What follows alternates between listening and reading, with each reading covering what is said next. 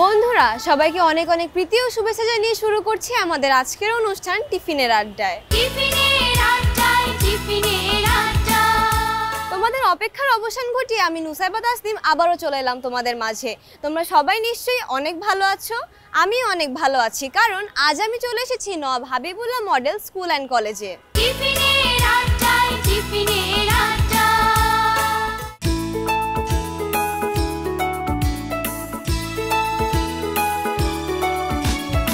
প্রতিটি জাতির উন্নয়নের প্রধান শক্তি হচ্ছে শিক্ষা। এই শিক্ষাকে মানুষের দ্বারপ্রান্তে পৌঁছে দেওয়ার লক্ষ্যে ঢাকা মহানগরীর উত্তরা মডেল টাউনের প্রাণকেন্দ্রে অবস্থিত Nawab Habibullah model school and college একটি ঐতিহ্যবাহী আদর্শ শিক্ষা প্রতিষ্ঠান।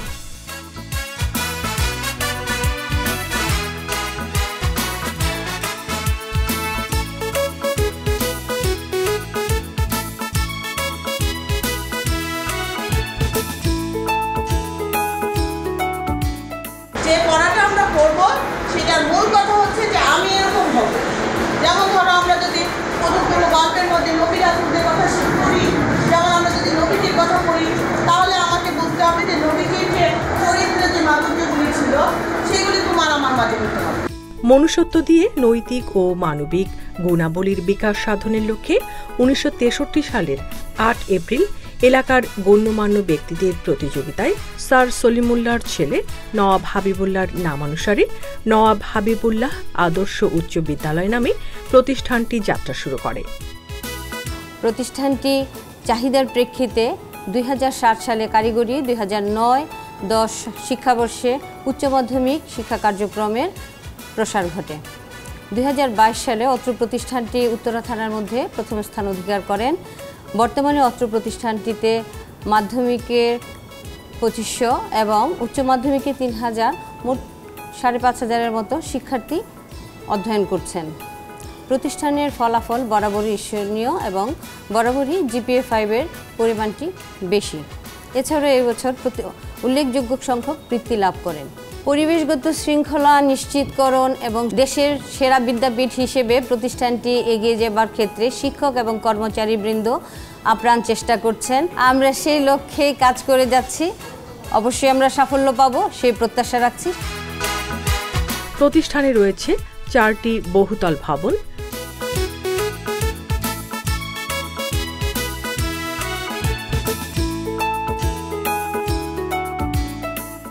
4টি সমৃদ্ধ বিজ্ঞানাগার,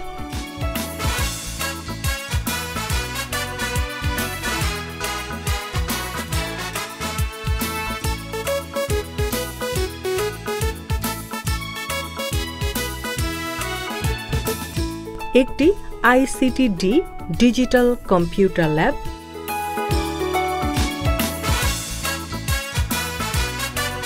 6টি স্মার্টবোর্ড যুক্ত ICTD school of future management system classroom সহ 36টি মাল্টিমিডিয়া ক্লাসরুম।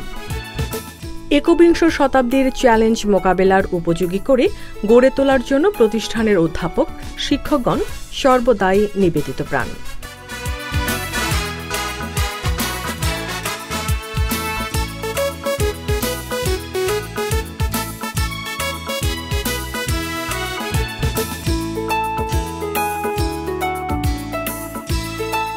শিক্ষার্থীদের যোগ্যতা, দক্ষতা, দৃষ্টিভঙ্গির পরিবর্তন ও মানবিক মূল্যবোধের বিকাশ ঘটানোর জন্য গঠন করা হয়েছে বিজ্ঞান club, debate club, Islamic culture club, সাংস্কৃতিক ক্লাব। এছাড়াও শিক্ষার্থীর শারীরিক ও মানসিক শক্তির বিকাশ, আত্মমর্যাদায় বিশ্বাসী, বিনয়ী ও অনুগত, জীবের প্রতি সদয়, সদা প্রফুল্ল, মিতব্যয়ী, কথায় ও কাজে বিশ্বাসী করে গড়ে তোলার জন্য গঠন করা হয়েছে BNCC স্কাউট গার্লস গাইড।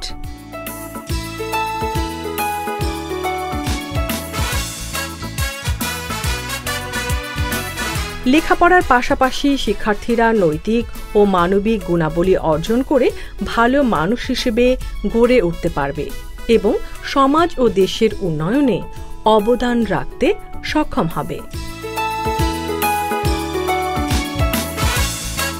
আমাদের এই বিদ্যালয়ের বন্ধুরা আজ আমাদের জন্য নাচ গান কবিতা আবৃত্তি সহ নানা আয়োজন নিয়ে অপেক্ষা করছে, তাই চলো আর দেরি না করে ওদের আয়োজন দেখে আসি।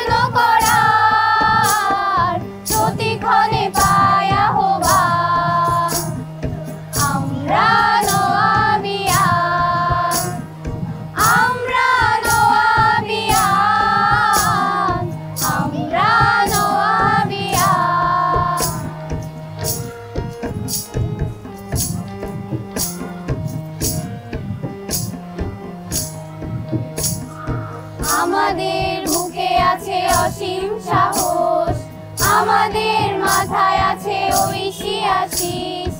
আমাদের মুখে আছে অসীম সাহস, আমাদের মাথায় আছে ঐশী আশিস। আমরা জীবন জয়ের যুদ্ধ ক্ষেত্রে চৌকস নওজোয়ান। আমরা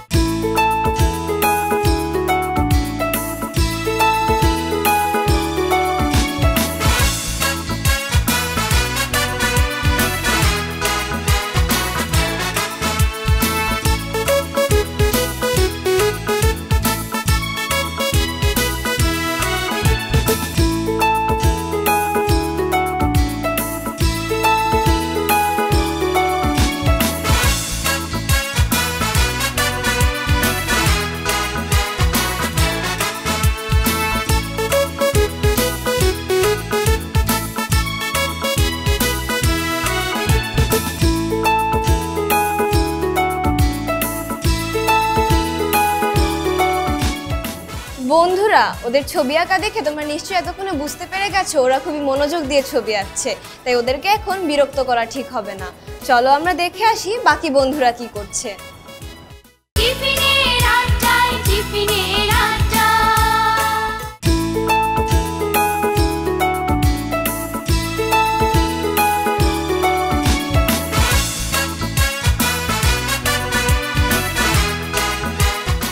বন্ধুরা, রঙিন পোশাকে সেজে গুজে আমাদের বন্ধুরা আমাদের জন্য অপেক্ষা করছে, চলো আমরা দেখে আসি তাদের নাচ।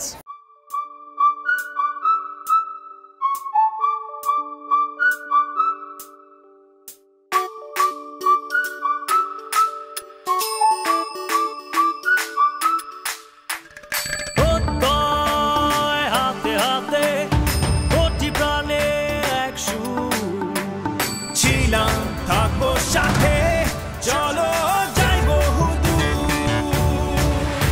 চলো বাংলাদেশ, চলো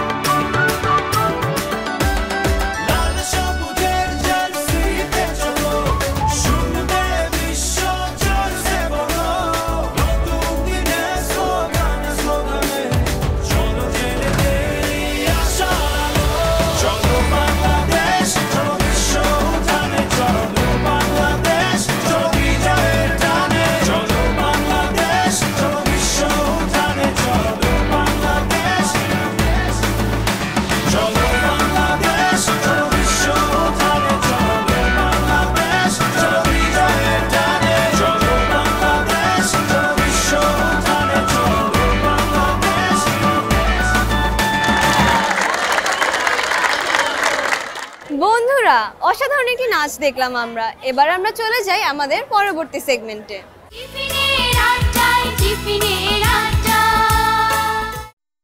আমার তো স্কুলের সময় হয়ে গেছে, টিফিন বাড়তে দাও, আমি চলে যাই। দাঁড়াও মা, দিচ্ছি। এই নাও মা, সাবধানে যেও। আচ্ছা যাই। আমার মেয়েটা ভালো করে বাড়ি ফিরলেই হয়। আলিয়া, হে আলিয়া। শুনছি, বলো। কই টুনি কোথায়? তুমি তো স্কুলে গিয়েছে। টুনি স্কুলে গিয়েছে? হ্যাঁ। টুনি আর পড়াশোনা করার দরকার নেই। কেন? টুনি বড় হয়ে গেছে, আবার বিয়ে দিয়ে দিব। কি বলছো তুমি? মেয়ে আমার কেবল 8-এ পড়ে। ওর ক্লাসের ওর এক স্যারেরা তাকে খুব স্নেহ করে, আর তার স্বপ্ন সে ডাক্তার হবে। সে তার চোখের সামনে তার দাদিকে মারা যেতে দেখেছে। সে কষ্ট সে এখনো ভুলতে পারেনি। সামান্য টাইফয়েডে তার দাদি মারা গেল। তার স্বপ্ন সে ডাক্তার হবে। শোনো আলিয়া, সব দৃশ্য আমিও দেখেছি, আমিও কষ্ট পেয়েছি, কিন্তু কথা সেটা নয়। কথা কি? আমার বন্ধুর ছেলে বিদেশ থেকে দেশে এসেছে, তার ছেলেকে বিয়ে করাতে চায়। আমাদের টুনিকে বাদলের খুব পছন্দ হয়েছে, সে তার ছেলে কাজলের জন্য টুনিকে করে বউ করে তুলতে চায়। দেখো, আমাদের মেয়ে এখনো ছোট, তুমি একটু ঠান্ডা মাথায় ভাবো। এই নিয়ে তোমাকে ভাবতে হবে না, সন্ধ্যায় ওরা আসবে, সেবার প্রস্তুতি নেকো। গত রাত্রে তোমার ফোন পেয়ে আলিয়ার সাথে কথা বলেছি কাজলের ব্যাপারে। আলিয়া বলছে সব ঠিক আছে। শুনে খুব খুশি হলাম। তোমার ভাবি কাজলকে নিয়ে একটু শপিং এসে এখনই চলে আস। আচ্ছা, একটু বসো। আরে ভাবি, কেমন আছেন? সুখী হো বাবা, সুখী হো, সুখী হো। আপনাদের জন্য চা করে আনি। হ্যাঁ, যাও যাও, আসো আসো বাবাজি। ও বাবাজি, তুমি কতদিনের ছুটি আইছো? 1 মাসের ছুটিতে এসেছি। ও আচ্ছা ভাইজান, আজকে তাহলে যাই। বাবাজি ভালো থেকো।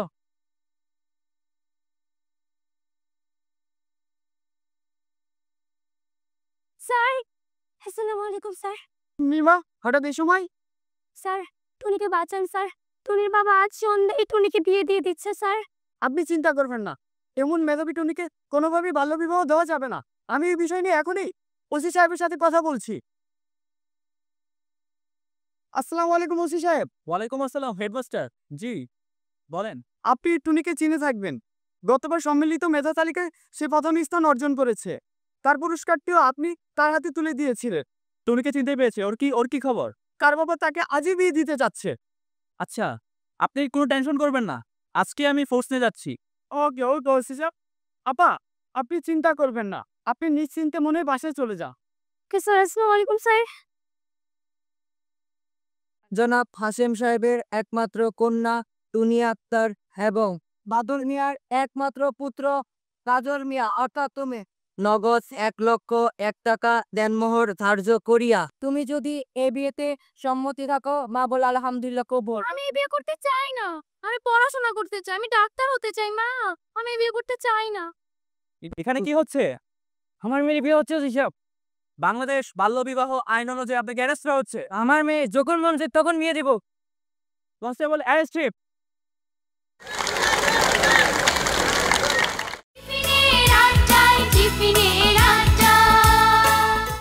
বন্ধুরা, আমরা নাচ দেখলাম, গান দেখলাম। এবার আমাদের এখানকার বন্ধুরা আমাদের জন্য ব্যতিক্রমী একটি আয়োজন নিয়ে এসেছে। আমরা এখানে দেখতে পাচ্ছি রয়েছে পোডিয়াম, রয়েছে আমাদের মডারেটর স্যার এবং বিচারকগণ। তোমরা নিশ্চয়ই বুঝতে পারছো এখানে কিসের আয়োজন করা হয়েছে। তাহলে চলো দেখে আসি ওদের বিতর্ক। আজকের বারোয়ারি বিতর্কের বিষয় আমার হতে ইচ্ছা করে। আমাদের বারোয়ারি বিতর্কের প্রথম বক্তা তার বক্তব্য উপস্থাপন করবেন সিয়াম হোসেন। সিয়ামকে তার বক্তব্য উপস্থাপনের জন্য মঞ্চে যাওয়ার অনুরোধ করছি। আমার ইচ্ছে করে এই একটি বাক্য এক বিশাল অনুভূতির দরজা খুলে দেয়।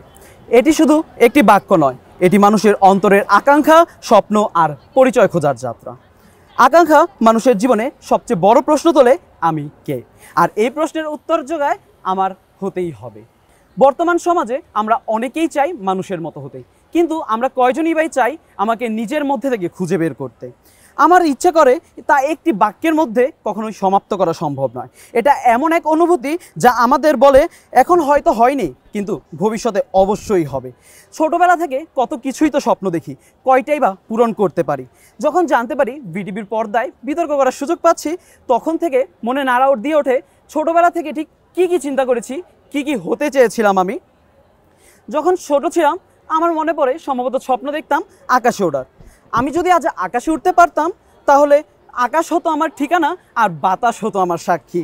তখন ঠিক একটা সীমান্ত, কোনো পাসপোর্ট, কোনো কিছুই আমাকে আটকাতে পারতো না তার বেড়াজালে। পাখির মতো মুক্ত হয়ে উঠতাম এই আকাশের মাঝে। কিন্তু আমি তো এই সমাজেরই মানুষ। সমাজ তো মুক্ত মানুষকে পছন্দ করে না। সমাজ মুক্ত মানুষকে তার মতো করে উঠতে দেয় না। সমাজ তাকে সবসময় আটকে রাখে নিয়মের বেড়াজালে। সেই নিয়মের বেড়াজাল থেকে বের হওয়ার জন্যই চাইতাম আমি পাখি হয়ে উঠতে, কিন্তু সেই স্বপ্নটি আর আমার পূরণ হলো না। জীবনের এক পর্যায়ে গিয়ে চিন্তা করলাম পাখি হয়ে উঠতে পারিনি, তাহলে একটু নায়ক হয়ে উড়ি, নায়ক হই।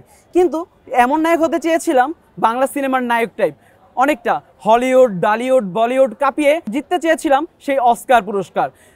ডিরেক্টরকে বলতে চেয়েছিলাম আমি যখন হিরো আমার কথাই হবে শেষ কথা, আমার এক হাতের ভারে ভেঙে যাবে বিল্ডিং, সেই রকমই হতে চেয়েছিলাম আমি। কিন্তু সেই স্বপ্নটি আর পূরণ হলো না। সবশেষে চিন্তা করেছি একজন মানুষ হব, একজন আদর্শ মানুষ, যেন বাবা গর্ব করে বলতে পারে এ আমার সন্তান। সবশেষ চিন্তা করেছি মানুষ হব, একজন আদর্শ মানুষ, যেন শিক্ষক গর্ব করে বলতে পারে এ আমার ছাত্র। সবশেষে ভাবলাম একজন মানুষ হব, একজন আদর্শ মানুষ, যেন আমার বোন গর্ব করে বলতে পারে এ আমার ভাই। ধন্যবাদ মাননীয় সভাপতি, ধন্যবাদ সবাইকে। এ পর্যায়ে তার বারোয়ারি বক্তব্য উপস্থাপন করবেন টুকটুকি। আমি হতে চাই একদম একান্ত আমার মতো করে। না, আমি কারো ছাঁচে করা মোমের পুতুল হতে চাই না। আমি চাই না সমাজে তৈরি করা নীল হলুদ কোটে নিজের রং ঢেকে ফেলতে। আমার হতে ইচ্ছে করে আমি যেভাবে অনুভব করি নিজেকে। জানো, জন্মের পর থেকেই আমাদের বলা হয় এটা করো না, ওটা করো না, ওটা তোমাকে মানাবে না। কিন্তু আমি বলি আমার তো আমার মতো, আমার হাসি, আমার কান্নার, আমার বিশ্বাস, এগুলো তো আমারই। আমি কবি হতে চাই। আমিও যদি সবাই সাথে বলি, হ্যাঁ যদিও বলি বাজারে চলবে না, আমি গিটার হাতে দাঁড়াতে চাই রেল স্টেশনের কোণে। হয়তো কেউ শুনবে না, তবুও আমি বাজাতে চাই, কারণ আমার হতে ইচ্ছে করে। আমি ছেলে মানুষ হতে বাঁচতে চাই 30 পেরিয়েও, কারণ আমার ভেতর এখনও একটি ছোট্ট আকাশ রয়ে গেছে, যেখানে সূর্য ওঠে কল্পনায় আর চাঁদ নামে চুপিসারে। আমি মেয়ে হয়ে রাস্তায় হাঁটতে চাই সাহস নিয়ে, জানালা খুলে বলতে চাই আমিও পারি, আমিও হব, কারণ আমার হতে ইচ্ছে করে। দেয়ালের ওপারের পৃথিবীটা ছুঁয়ে দেখতে চাই। আমি হিজাবে ঢাকা এক মেয়ে, তবুও আমার কণ্ঠে আছে গান। আমি নীল চুলের এক যুবক, যে প্রেমে পড়ে যায় নদীর শব্দে। আমার হতে ইচ্ছে করে, কারণ বাঁচা মানেই তো নিজেকে খুঁজে পাওয়া। আর যদি প্রতিটি পাখিকে বলা হতো তুমি আকাশের যোগ্য নও, তবে কি কেউ উঠতে পারতো? যদি প্রতিটি স্বপ্নকে বলা হতো এটা বাস্তব নয়, তবে কি কবিতা জন্ম নিত? তাই তো আজ এই মুহূর্তে দাঁড়িয়ে আমি কেবল বলি আমার ইচ্ছে করে, কারণ আমি বাঁচতে চাই নিজের মতো করে, নিজের রঙে। ধন্যবাদ সবাইকে। ইচ্ছে বৃষ্টি ঝরে মনে, পুরনো দিনের গানে গানে, না বলা কথার ভিড়ে আজ ভিজে যায় প্রাণ নিঃশব্দ আজ। মানুষের ইচ্ছের কি আর শেষ আছে? কত কিছুই না হতে ইচ্ছে করে। যেমন আমার হতে ইচ্ছে করে আকাশে এক খণ্ড সাদা মেঘ। যদি হতাম আকাশে সাদা মেঘ, আমার সাথে কোনো ভেদাভেদ হতো না। আমি বৃষ্টি হয়ে ঝরে পড়তাম, আমাকে কেউ কোনো বাধা দিত না। আমার কাজ কেবলই হতো শীতল করা আর কেবলই তৃষ্ণা মেটানো। কিন্তু এই সমাজ আমাকে তা হতে দিচ্ছে না। এই সমাজ শুরু থেকেই আমাদেরকে দুটি স্তরে বিভক্ত করে দিয়েছে। এক পাশে নারী, অন্য পাশে পুরুষ। পুরুষদের শুরু থেকে শেখানো হয় যে তাদেরকে কান্না করতে নেই, তাদের আবেগকে গলা টিপে হত্যা করা হয়, তাদের কাঁধে চাপানো হয় এক পাথর সমান বোঝা। এটি তাদেরকে শক্ত করে ঠিকই, কিন্তু মানুষ করতে পারে না। আর নারী হয়ে যে আমাকে কত কিছু সহ্য করতে হয়েছে, আর কত কিছুই না শুনতে হয়েছে। আমাকে বোঝানো হয়েছে যে আমার কাজই হচ্ছে শুধুমাত্র ঘর সংসার সামলানো আর রান্না বান্না করা। আমার স্বপ্ন, আমার আকাঙ্ক্ষা, আমার স্বাধীনতাকে দুমড়ে মুচড়ে ফেলে দেওয়া হয়েছে। এই হচ্ছে সেই সব বিভেদ যা আমাদেরকে মানুষ হতে দিচ্ছে না। আমি এই বিভেদ মানি না। আমি বলতে চাই, আমি একবার হলেও বলতে চাই যে এই বিভেদের প্রাচীর ভেঙে একবার হলেও আমি বলতে চাই যে আমি কেবলমাত্রই একজন নারী, একজন মানুষ, কোনো রান্না করা নারী নই। পুরুষরা শুধুমাত্র উপার্জনকারী একজন বস্তু নয়, আর নারীরাই শুধু রান্না করার জন্য তৈরি হয়নি। ইহার চেয়ে হতেন যদি এই আক্ষেপ আজ করব না, বরং আমি বলবো মানুষ হয়ে থাকবো, তবে আমার মানসিকতার দৃষ্টিতে থাকবো। কিন্তু আমার মানবিকতার দৃষ্টিতে মানুষের এই ভেদাভেদ থাকবে না। আমার সব মিলেমিশে মুক্ত আকাশে একটি সাদা মেঘের মতো মুক্ত হয়ে চলবো, যেখানে কান্নাটা হবে স্বাভাবিক, যেখানে সাহসটা শুধু পুরুষদের জন্য সংরক্ষিত হবে না, মেয়েদের জন্য হবে, কোনো ভেদাভেদ নয়। আমি চাই কেবলই মানুষ হিসাবে সম্মান। আমার হতে ইচ্ছে করে একজন পুরনো দিনের মানুষ, একজন মানুষ যার নাম ইতিহাসে স্বর্ণাক্ষরে লেখা থাকবে না, যার ব্যাংক অ্যাকাউন্টে কোটি কোটি টাকা থাকবে না, কিন্তু যার একটি পরিচয় থাকবে সে একজন ভালো মানুষ ছিল। ভালো মানুষ এই শব্দটা যেন আজ ডাইনোসরের ফসিল, বিলুপ্ত অপ্রয়োজনীয় সমাজ ফিসফিস করে বলে ভালো মানুষ মানেই বোকা, ভালো মানুষ মানেই ঠকে যাওয়া। কিন্তু আমি বলি এই অন্ধকার সময়ে ভালো মানুষ হওয়ার কোনো দুর্বলতা নয়, এটা হলো নীরবতা আর কঠিনতম বিদ্রোহ। আপনারা হয়তো ভাবছেন ভালো হওয়া তো খুব সহজ, কিন্তু চারপাশে তাকান, মিথ্যা না বলে শুধুমাত্র সত্যি কথা বলে কি আপনি টিকে থাকতে পারবেন? শুধু নিজের স্বার্থ তা দেখে অন্যের দিকে একটু তাকানোর সাহায্যে হাত বাড়ালে কি বোকা বলবে না সমাজ? আজকের দিনে অন্যায়ের প্রতিবাদ না করে চুপ করে থাকাটা সহজ, মুখ বুজে শুয়ে যাওয়াটা সহজ, কিন্তু আমি সেই সহজ চাই না। আমি হতে চাই একজন বিদ্রোহী, যে লোভের বাজারে দাঁড়িয়েও সততার ছোট প্রদীপটাকে জ্বালিয়ে রাখবে। আমি হতে চাই সেই বিপ্লবী, যে শত শত প্রলোভন সত্ত্বেও তার ভেতরের কণ্ঠস্বরকে বিক্রি করে না। আমার কাছে ভালো মানুষ হওয়া মানে মিথ্যার সাফল্যে চকচকে মোড়ককে প্রত্যাখ্যান করা। ধন্যবাদ মাননীয়। বারোয়ারি বিতর্কের মূল উদ্দেশ্য হলো যে একক ভাবনার প্রকাশ ঘটানো, এবং সেই একক ভাবনাটা কিচ্ছা কাহিনী বা কোনো গল্প নয়, এটা এমনভাবে ফুটিয়ে তুলতে হবে নতুনত্ব থাকবে এবং প্রকাশভঙ্গি হবে যুক্তিপূর্ণ, তবেই না সেই বারোয়ারি বিতর্কই মানসম্মত বারোয়ারি বিতর্কই আমরা হিসেবে গণ্য করতে পারি।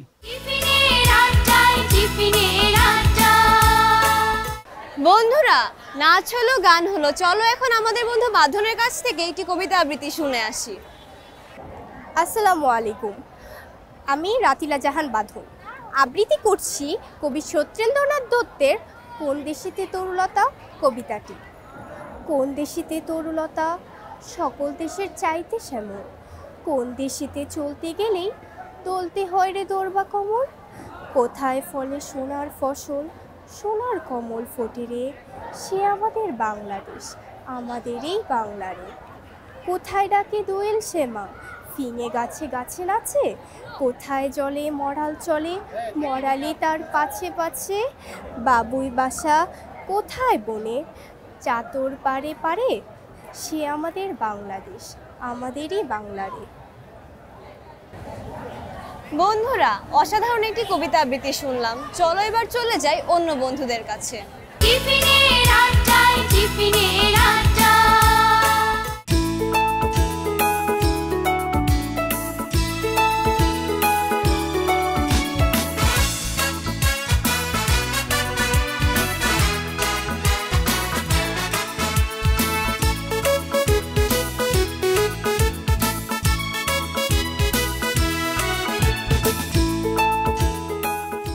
বন্ধুরা, অনেকটা সময় পার হয়ে গেল, ওদের ছবি আঁকাও শেষ।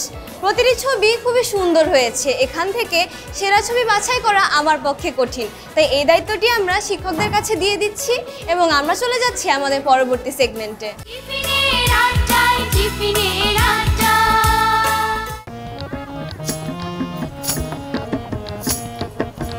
হারায় ঢেউয়ের সাগর পাড়ি দেব রে,